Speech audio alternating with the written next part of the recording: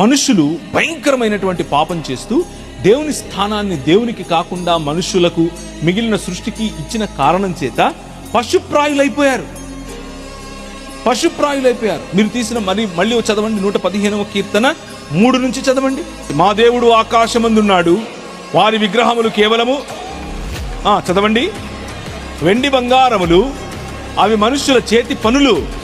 వాటికి నోరుంటుంది కానీ మాట్లాడలేవు, కన్నులుంటాయి కానీ చూడలేవు, చెవులుంటాయి కానీ వినలేవు, ముక్కులుంటాయి వాసన చూడలేవు, చేతులుంటాయి పని చేయలేవు, కాళ్ళుంటాయి నడవలేవు, గొంతుకతో మాట్లాడలేవు.